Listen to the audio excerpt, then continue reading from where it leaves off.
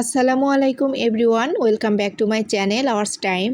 আজকে নিয়ে এসেছি একটি নাস্তার রেসিপি। এটা আমার বাচ্চার রিকোয়েস্টে তৈরি করেছি। বাসায় তৈরি কেক। এটা খুব হেলদি ওয়েতে তৈরি করা যায়, ঝামেলাবিহীনভাবে। আর কেক অনেকেই অনেকভাবে তৈরি করে। আমি খুব সিম্পলভাবে যেভাবে কেকটা তৈরি করি ঠিক সেভাবে আপনাদের সঙ্গে শেয়ার করছি। যেহেতু আমার বাচ্চার বাইরের খাবার খাওয়া ডাক্তার বারণ করে দিয়েছে, যার জন্য আমি যখন যেভাবে পারি সেভাবে ওকে বাসায় কিছু নাস্তা তৈরি করে দিই। চলুন তাহলে তৈরি করে নিচ্ছি, আর সেটাই আপনাদের সঙ্গে শেয়ার করছি। ব্লেন্ডারের ভিতর দিয়ে দিচ্ছি 3টা ডিম, আর দিয়েছি 1 কাপ পরিমাণ চিনি, আর সামান্য একটু লবণ দিয়ে এর ভিতরে মিশিয়ে দিচ্ছি কয়েক ফোঁটা ভ্যানিলা এসেন্স। এটাকে আমি ব্লেন্ড করে নিয়েছি। ব্লেন্ডারের মাঝখানে আমি 4 টেবিল চামচ পরিমাণ সয়াবিন তেল ব্যবহার করে আবার ওটাকে ব্লেন্ড করে সাইড করে রেখে দিয়েছি।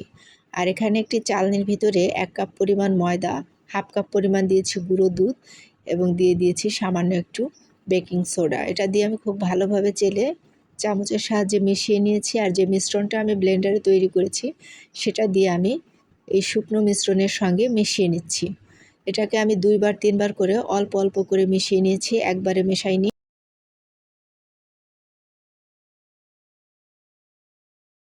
সেকেন্ড ধাপে আমি আবারও একটু দিয়ে দিচ্ছি। এভাবে দিয়ে এটাকে আমি এই গোলাটাকে সুন্দরভাবে মিশিয়ে নিয়েছি, ভিতরে যেন কোনো লাম্পস না থাকে।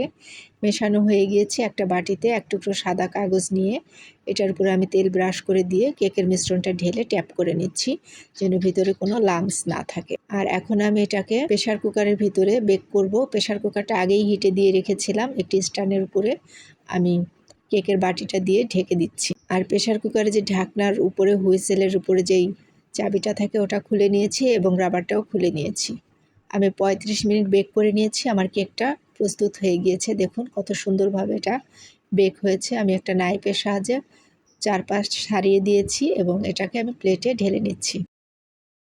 কাগজটা তুলে নিচ্ছি। দেখুন কতটা পারফেক্টভাবে আমার কেকটা প্রস্তুত হয়ে গিয়েছে, আর কতটা স্পঞ্জি হয়েছে।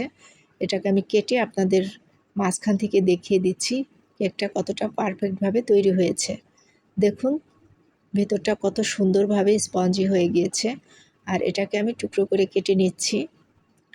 কেটে নেওয়ার পরে এটা আমি একটা প্লেটে পরিবেশন করে নিচ্ছি। আর দেখুন প্রতিটা স্লাইস কত সুন্দরভাবে বেক হয়ে গিয়েছে, মাঝখানে একটুও কাঁচা নেই। এটাকে আমি একটু কনডেন্স মিল্ক দিয়ে পরিবেশন করে নিয়েছি। আর অনেকটা হেলদি উপায়ে আমি তৈরি করেছি। আপনারাও চাইলে বাসায় এভাবে বাচ্চাদেরকে নাস্তা তৈরি করে খাওয়াতে পারেন।